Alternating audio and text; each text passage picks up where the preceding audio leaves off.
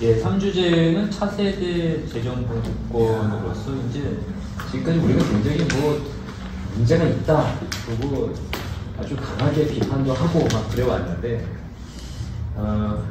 학자들은 비판하는 게 주업무다라고 하셨지만 또 한편으로는 비판만 하는 학자들이란 또 비판도 받습니다. 그래서 앞으로 그러면 학회 차원에서 과연 차세대 재정분권을 위해서 무엇을 얘기를 해야 되는지 그건 이게 이제 랩업이 될 것 같은데요. 이 논의를 좀 시작해 주시면 좋겠습니다. 이거 하면서 이게 자기 반성인데요. 뭐 저도 여기서 벗어나지 못하는데 재정연방주의 이런 시큰 뺏겨서 이제 잘 논문도 만들고 해서 용돈벌이도 했는데 보면 그거는 미국 건데 우리는 그렇게 될 수가 없는데도 그냥 그렇게 써요. 세출분권 해가지고 보면 저건 말도 안 되는 건데 세출 규모가 많다고 세출분권하고 막 글을 써요. 통계 잘 나오거든요. 조세법률주의는 저번에 헌법하고 지방제장 때 보니까 우린 저걸 지방세 조례주의가 될 수가 없는 나라인데 지방의회 자체가 지금 주민들의 권익을 보호할 수 있는 그런 권한이 없는데 거기에 대고 어떻게 세금이라는 주권을 지방의회에 줄 수 있는가? 그럼 그런 말이지 안 써야 되겠는 거죠. 지방재정 확충 과제, 법정의 세법을 만들고 뭘 하고 막 하는데 그냥 아무 말을 막 뺏겨 쓴 거 아닌가. 그러니까 이건 우리가 가지고 있는 이론하고 지금 제도 토대하고 의식과 문화가 이래 안 맞는데 우리 배우는 거 가지고만 그냥 계속 덮어쓰기로 하는 거죠. 이게 이제 방법론적 환원주의. 자기 인식 틀에 세상을 바꿔놓고는 비판만 있으니까 이걸 이용당하기 딱 좋은 거죠.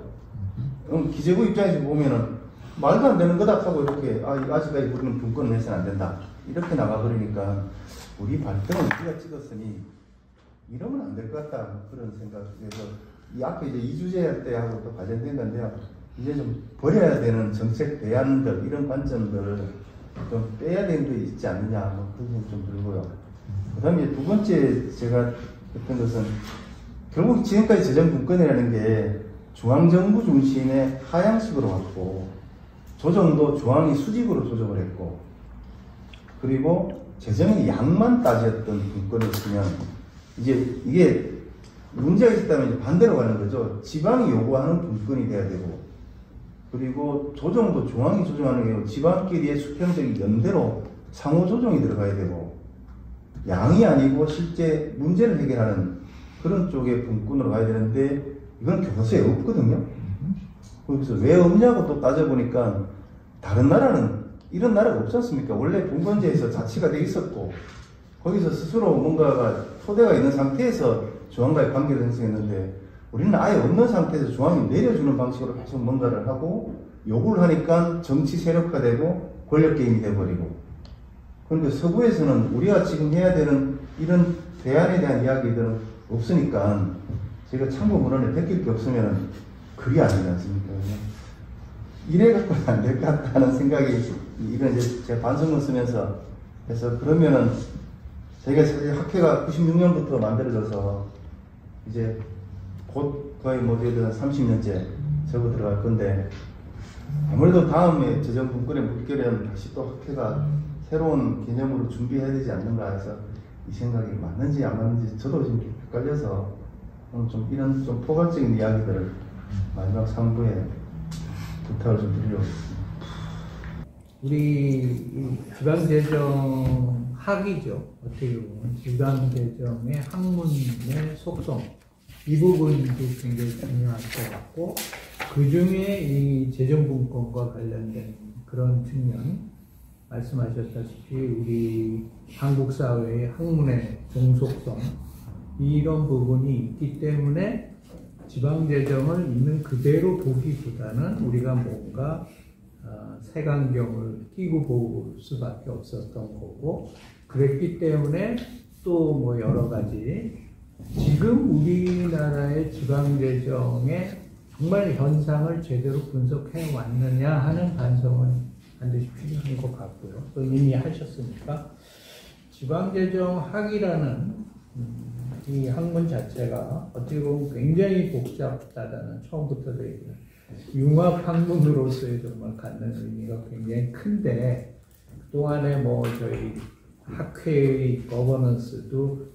행정학과 경제학 이런 걸 하고 있었는데 사실은 지역사회나 뭐 여러 가지 관련된 게 굉장히 많잖아요. 그래서 그런 부분은 이제 향후 이제 회장님 이제 거의 말기지만은 다음부터는 좀 그런 쪽에도 좀 관심을 갖고 지방학의 재정학, 지방을 위한 재정학으로서의 뭘 해야 될 건가를 한번 좀 고민해 보는 것도 좀 도움이 될 것 같고요. 아까 법정에서에서 조례주의 저는 조금 생각을 지금 87년 헌법체제잖아요. 우리 헌법 곳곳에 너무 매달려 있는 게 아닌가? 그런 생각이 좀 들어요. 왜냐하면 헌법에도 우리가 지킬 수 없는 조문이 많아요. 대한민국의 영토는 저 한반도와 부속도서입니다. 실제로는 영향을 미치기 어렵잖아요. 또 그런 것들도 있고 조세 법률주의를 그렇게 좁게만 해석하는 헌법학자가 전부는 아니에요. 소수설이면서도 사실은 자치권을 인정했기 때문에 얼마든지 각 자치단체 지방세의 영역을 조세 법률주의에 저촉이 되느냐 안 되느냐 그게 그 국세와 지방세 등의 조정에 관한 법률이잖아요. 제가 봤을 때 그 법률 폐지 운동부터 빨리 우리가 하는 게 순서가 아니고 거의 사문화됐는데도 계속 갖고 있는데도 계속 그게 걸림돌로 작용하잖아요. 그러니까 그건 없애버리고 사실은 어느 단체장들 중에 한번 헌법 소원을 제기하는 것도 한 방법일 것 같은데 정말 우리가 이렇게 밑으로부터의 어떤 자치나 욕구를 별로 아직까지는 보여주지 못했기 때문에 그저 현재로서는 그 정도 수준에서 늘 뭐 얘기 나오지만 지방세를 엄청나게 지방세 기본법에서 무수히 많은 세목들을 갖다가 열거를 해주든지 그래서 선택세제를 하게끔 한다든지 방법은 있을 것 같아요. 근데 그것도 결국은 국회에 가거든요. 그러니까 그런 부분은 조금 더 그렇다고 해서 우리는 이건 안 돼라고 하는 것보다는 가능성을 염두에 두고 접근하는 게 어떨까. 예. 그렇게 생각합니다. 여기서 이제 이론적인 문제하고 현실적인 문제를 나누는 데라시 뭐 지방세 조례주의가 헌법을 해석하는 것은 안 하죠. 지방재정에 정말 자율성이 지금 없나요? 재원을 조달할 수 있는 가능성 있잖아요. 안 쓰잖아요. 그럼 조례주의로 했을 때 그 사람들이 도입할 수 있는 조세가 어떤 게 있을까요? 여기 우리 이 회장이 있지만 결국 조세 수출되는 세목을 도입할 가능성이 다른 제약에 비해서 99%죠. 그러면 그거는 지방세 원칙에 어긋나잖아요. 이론에도 어긋나고 수익자 원칙에도 어긋나고. 그러니까 여기서 이제 우리가 하나 이거는 행정학 쪽에서 많이들 하셔야 될 것 같은 이 단체장들이나 지방의회에서 세율의 자율권을 활용하지 않는 이유가 뭘까? 뭐 그냥 쉽게 얘기하면 뭐 선출직이기 때문에 라고 우리가 뭐 알기는 아는데 왜 뭐 조례주의가 없어서 세금을 거둘 수 없다고 얘기해요? 그 얘기는 자기 주민들한테 골치 아프게 하고 자기 선거에 영향을 줄 수 있는 어려운 방식 말고, 그렇죠? 그냥 쉽게 그냥 어디 좀 힘안 들고 뜯어올 수 있는 돈 하는 방식 뭐 없어? 이거죠. 그런데 그래서 이제 헌법에 뭐 조례를 할 수 있게 해달라는 거죠. 이제 아까 얘기한 나도 이제 그래는 많이 썼는데 임의과세제도를 도입하자는 거죠. 상위법에서 열어주고 세원을 지방에서 요구한다고 거기다 세원을 넣어주는 거야. 온천세 없이다 그러면 오케이 온천 과세대상에 넣어주고 뭐 관광세 오케이 넣어줘. 대신 제한 조건을 주는 거죠. 제한 조건이란 뭐냐면 조세 수출이 있어서는 안 된다. 그러니까 외부인한테 물려면 너희 주민한테 똑같은 세율과 똑같은 부담을 물린 다음에 이 주민한테 물려라. 라든지 이런 거. 제한 조건은 임의과세를 열어두면 돼요, 그냥. 국회에서. 그거 아까 제가 50년 전에 지방세에 썼다고 그랬잖아요. 그때도 들어왔던 게 뭐 광고세, 뭐 온천세, 관광세, 뭐 수없이 그래도 아주 형편없는 속삭이는 그 들어있었어요. 50년대 때 아직도 안 되고 있는 게 많잖아요. 대부분 다. 그거는 나열해주면 되는데 안 해주니까요, 중앙정부가. 그러니까 우리는 조례주의가 도입되든 안 되는 헌법에 결국은 그 사람들이 세율을 높여서 강제로 더 거둘 수 있는 뭔가의 조건이 주어지지 않으면 절대로 그건 행사되지 않을 거라는 거죠. 그래서 제가 20년 동안 국공운동을 하면서 느끼는 가장 절벽이 그겁니다. 정말 재정자주권이 없나? 왜 없어? 그래서 학자들이 탄력세를 넣어달라고 주장을 해가지고 탄력세 넣어줬잖아요. 그거 딱 이용한 사례가 한 10개 정도 있잖아요. 맨 처음에 부산에서 조세 수출하니까 이제 끊었죠. 자기네도 뭐 컨테이너 생각 뭐 해가지고. 자기네 주민은 아무 관계없고 외부 주민이 떠넘기니까 쉽지 그런 거. 그러니까 이제 없앴죠. 그 제일 대표적인 게 주민세였잖아요. 균등한. 그래서 어디 가서 제가 많이 써요.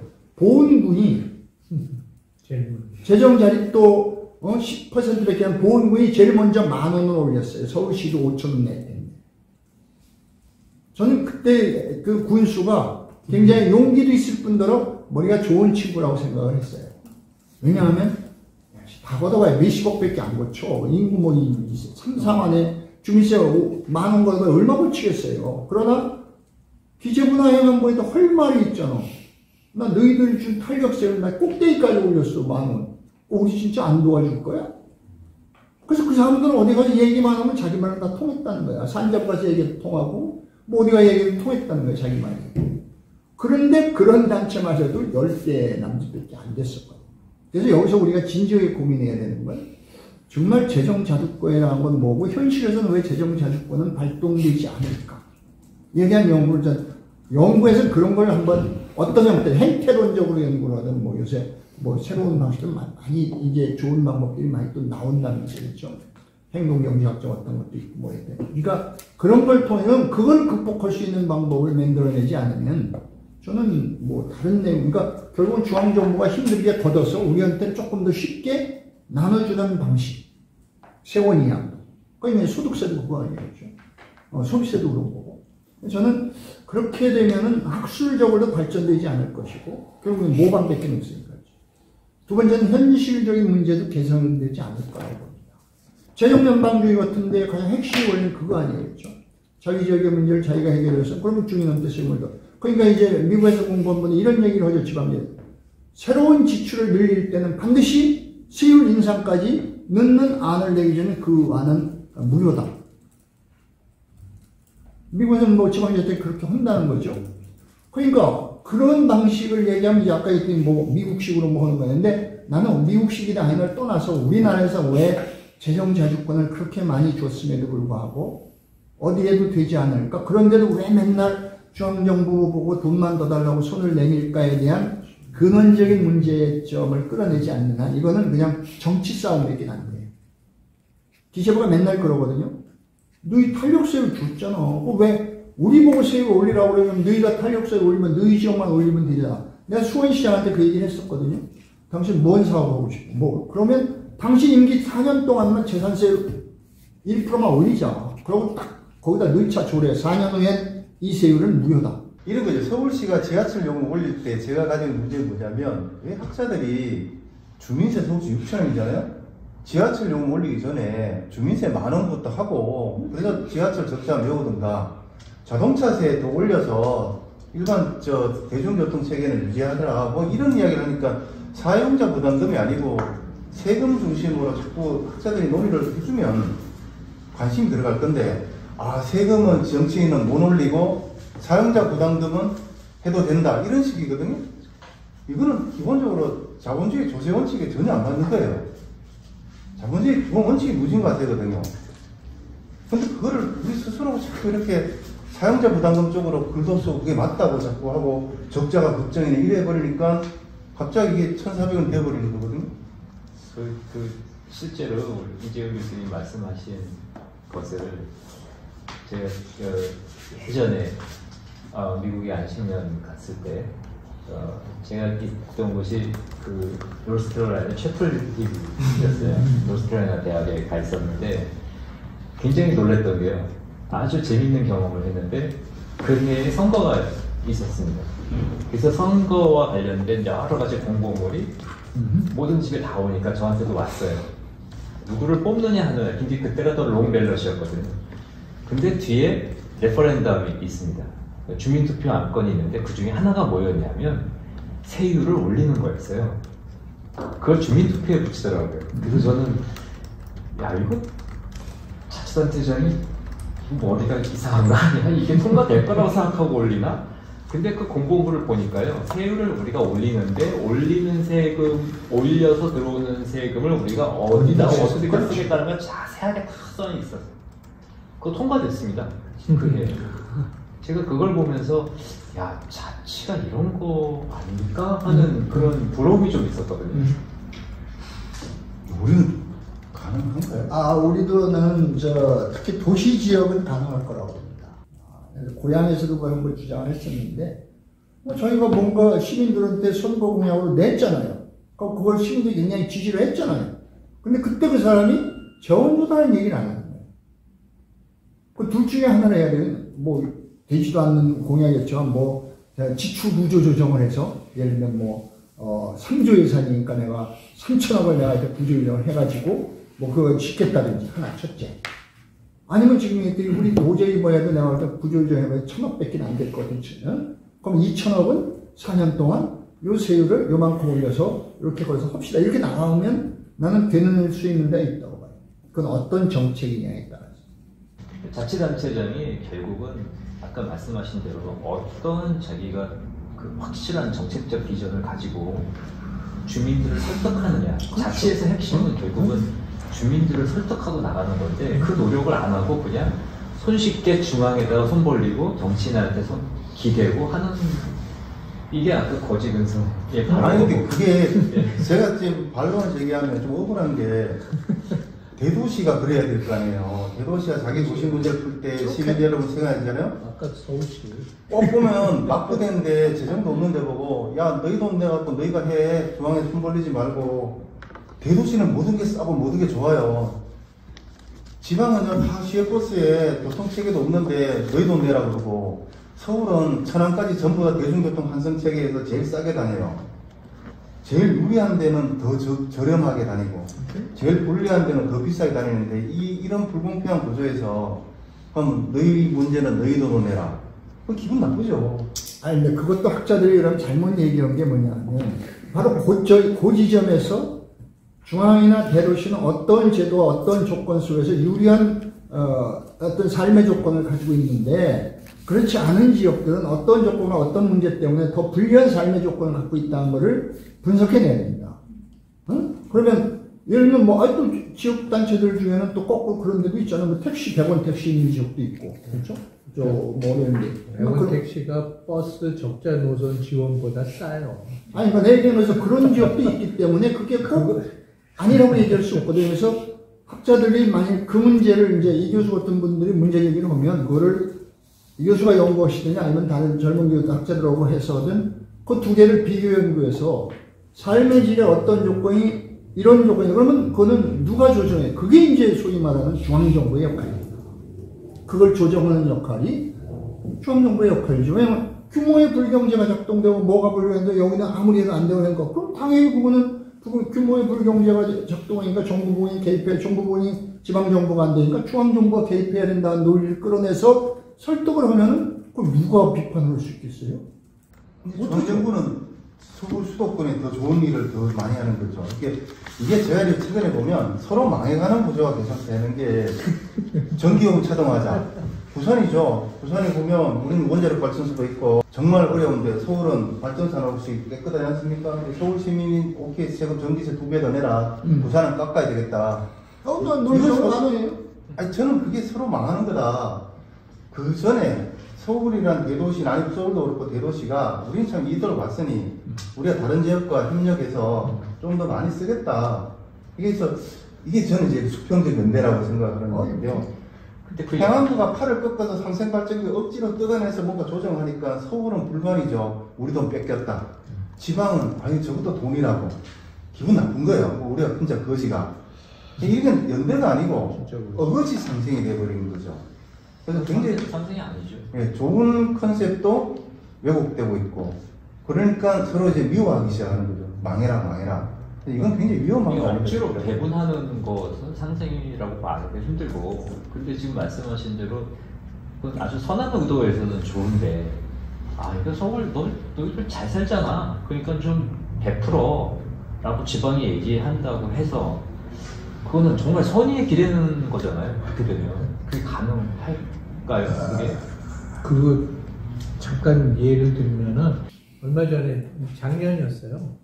제가 이제 상생기금 관련해서 하니까 상생기금에 아주 총의 관심이 재원 실질적으로 재원 배분하는 재정 지원 개정의 배분 기준이 문제였거든요. 근데 일몰이었어요. 거기에 이제 인천은 계속 우리 빼다오 수도권이 아니다. 내는 것도 얼마 안 돼. 그래서 이제 인천이 계속 불만을 제기하고 출연금을 제대로 내지 않았는데 그 부분에 대해서 그럼 한번 검토를 해보자. 그래서 원래는 완전히 그 배분 기준에 대해서 전부 다시 전면 재검토를 하기로 했는데 그게 안 됐어요.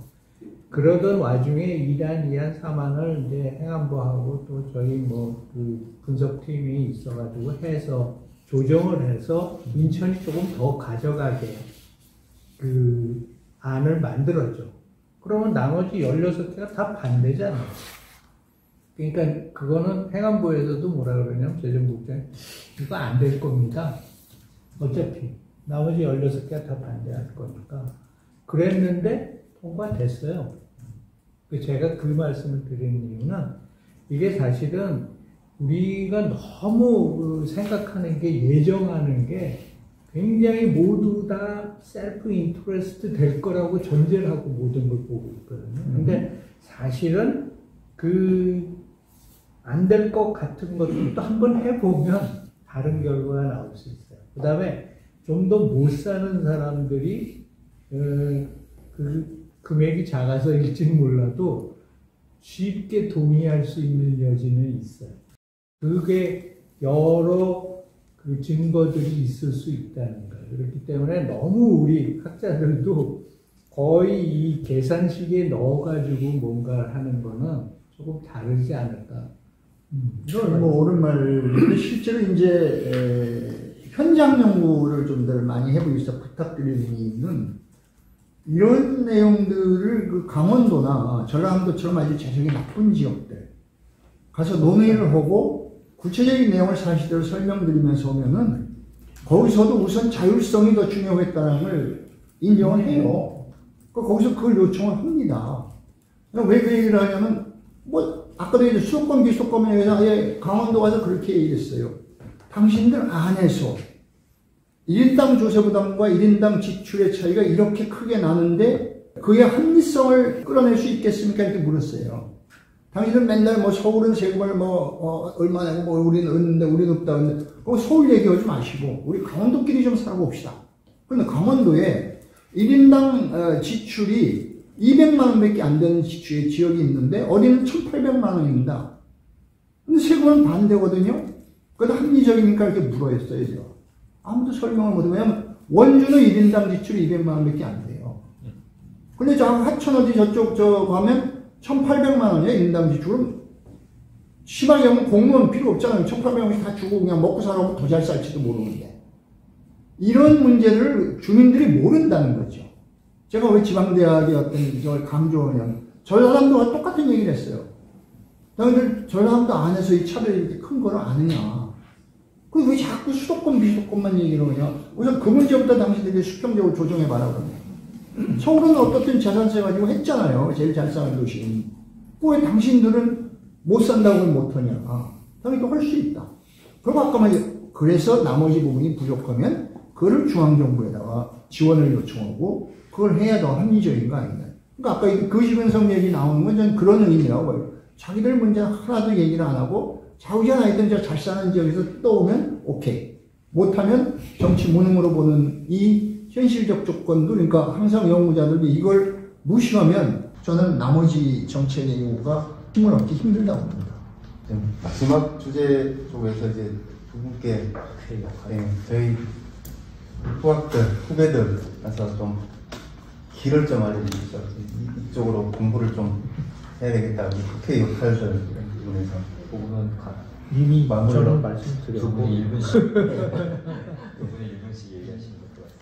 그 사회과학 분야나 어느 분야에서 우리 지방재정 학회만큼 사실은 학회다운 학회가 없는 것 같아요. 제가 생각할 때 굉장히 회원들 간의 유대관계나 관계가 정말 이 행정학과 경제학이라도 어떻게 대별되는 그런 학문 체계를 갖고 있으면서도 서로 이해하려고 하고 충분히 수용하다 보니까 이런 모습이 지금 왔는데, 물론 그렇다고 뭐 완벽한 것은 아니죠. 그래서 앞으로는 아마 이 관계를 기본으로 해서 아까 제가 말씀드렸던 진정한 어떤 융합 학문으로서의 지방재정학 밑에 세부 영역들을 어떻게 가져갈 것인가를 조금 더 고민하면 더 나아지지 않을까 생각합니다.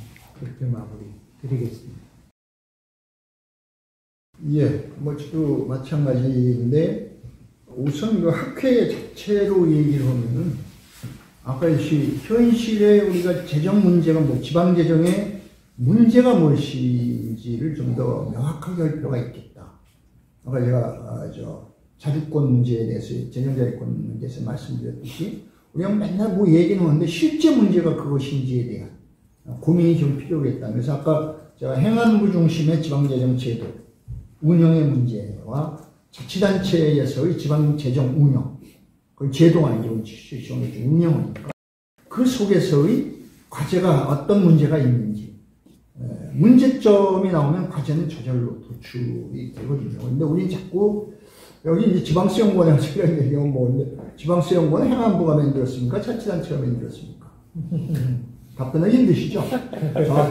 우리 부원장실은 어떻든 출연금은 지방자치단체임에도 불구하고 만든 거는 행안부가 만든 것처럼 돼서 운영이 되고 있는 거거든요. 나는 우리 학자들은 행정안전부와 반드시 일정한 거리를 두지 않는 한 학문의 어떤 명확성이나 또는 학문의 어떤 중립성을 놓치기 쉽다. 뭐 잃어버린다는 뜻이에요. 실제로 근데 글을 쓰다 보면 굉장히 놓치기 쉬운 부분이에요. 아이씨, 행안부로 해서 뭐 이렇게 하냐. 그게 흔히 얘기하는 자기 검열이 되는데, 자기 검열은 자기 스스로 검열 속에 들어갔기 때문에 나오는 거거든요. 아니, 뭐 내가 학자적으로 썼는데 뭐 누가 뭔 얘기를 뭔가 해서 거기하고 조금 거리가 생기면 뭐냐. 그럼 또 이런 얘기, 아까 우리 우츠베슬로 이 회장님, 그럼 뭐 이게 안 맞습니다. 학자가 연구를 하는데 돈을 얘기하는 거는 직장이 없는 사람은 얘기할 수 있지만 직장이 있는 사람은, 저는 평생의 용역이라는 거는 마지막에 분권운동하면서 조세계위원회 할 때 제가 지방세 연구 분과를 해가지고 거기에 지방행정연구원에서 2번인가 3번 연구과제 준 게 있습니다. 그거 이외에는 난 평생 동안 용역을 해본 적이 없어요. 하면 내가 하고 싶은 걸 못 하는데 그걸 왜? 많이 못 써도 그냥 내가 하고 싶은 걸 하면 되지. 저는 그런 생각을 했기 때문에 그리고 안 쓰면 내가 그냥 돈은 뭐 내가 필요한 것만 쓰고 안 쓰면 되는 거지. 많이 쓰고 이제 우리 이 회장 마냥 그냥 활동을 많이 하는 필요한 것은 필요한데, 아니 활동을 많이 하면 당연히 이건 필요하죠. 학교 활동도 넓혀야 되고 하니까 어느 정도 하는 거는 그 자체를 해서는 안 된다는 뜻이 아니라, 제가 얘기한 건 항상 재정은 정부와는 일정한 거리를 갖지 않으면 재정학자로서의 객관성과 중립성을 확보하기가 어렵다는 것을 꼭 잊지 마시고, 아까 분과연구회를 좀 많이 만들어서 활성화시켰으면 좋겠어요. 뭐 지방세는 주로 이제 경제학 쪽이다 많이 하겠지만, 저쪽에서도 세출 분석 같은 건 얼마나 행정학 쪽에서도 연구를 할 수 있거든요. 그래서 진짜 우리나라 지방재정은 국제적으로 연구해서 그걸 국제적으로 발표하면 난 외국 자료의 실리가 훨씬 좋다고 봅니다. 한국지방자치단체의 재정을 분석하고 거기서 문제점을 추출해서 자기 나름대로 대안하면 외국은 모르거든. 자기들은 그 정보가 훨씬 더 중요하다고 보거든요. 내가 본 걸 판단하는 걸. 그래서 오히려 그렇게 하면은 훨씬 더 여러분들 연구의 범위도 넓고 영역이 넓고 해서 좀 핵심 분과들을 만드셔서 그걸 소연구 모임을 만들고 그런 데서 뭐 좀 여러 사람을 초청해서 얘기를 좀 들으면서 하는 게 어떨까. 그래서 그건 회장님이 좀 하셔야 될 것 같다는 거고, 지금 이제 그걸 얘기하시더라고요. 총서. 그거를 좀 기획을 해서 어떤 소위원회나 이런 걸 좀 약간 중견이 하시는 게 좋을 것 같아요. 지금 현재 지방재정의 추세가 뭐냐 도대체. 국제적인 연구 추세는 뭐고, 국제적인 개혁과제의 추세는 뭐고, 그럼 우리의 추세는 뭘까를 짚어서 선제적으로 좀 이렇게 매년 쌓아가면 그게 진짜 우리 학회가 해야 할 일이 아닐까. 학회지 자체는 개인 연구자의 자유 논문이지만 기획총서는 정말 학회가 단연도의 어떤 목표 같은 걸 두면서 금년도에는 이거를 집중적으로, 내년도에 이걸 집중적으로 해서 하면 뭐 회장님이 넘어가더라도 어느 정도는 우리가 이어질 수 있는 거라 그걸 해주시면은 오늘은 성중 토론 없이 예. 마무리를 하고 밥 먹으면서 해야 돼. 시간이 많이 늦어서. 이제 마지막 마무리를 할 텐데, 저도 30초만 좀 얘기를 하겠습니다. 올 1년 동안 저도 재정학회 회원이 아닙니다. 그럼에도 불구하고 게스트 사회자로 이렇게 1년 동안 같이 했는데, 1년 동안 느낀 게 지방재정학회를 바라봤을 때 항상 보는 시각이 뭐였냐면 폐쇄적이다. 저들만의 일이다. 이런 생각들이 많았어요, 솔직히. 근데 그거를 깨주시는 하나의 계기를 만들어 주신 것 같아서 제가 굉장히 기쁘고요. 한편으로는 재정의 문제가 굉장히 중요한데 이건 지방행정 시스템에 대한 얘기하고 이제는 같이 우리가 엮어서 한 파트 한 파트를 갖다가 지방행정 시스템이 이렇게 바뀌면 재정이 지금 맞는 거야? 그리고 재정이 바뀌면 행정 시스템은 어떻게 가야 되지? 이게 서로 왔다 갔다의 이 종합적인 분석이 있어야 되기 때문에 이러한 논의가 조금 더 다른 차원에서 내년에도 계속 이어지기를 바랍니다. 네. 예, 이것으로 올해 마지막 지방재정광장 토론회를 마치도록 하겠습니다. 수고하셨습니다. 간단히 그냥 빨리 결정해줘요. 물병 좀 주십시오. 일부 밥 먹는다고 이렇게 왜 싶었잖아.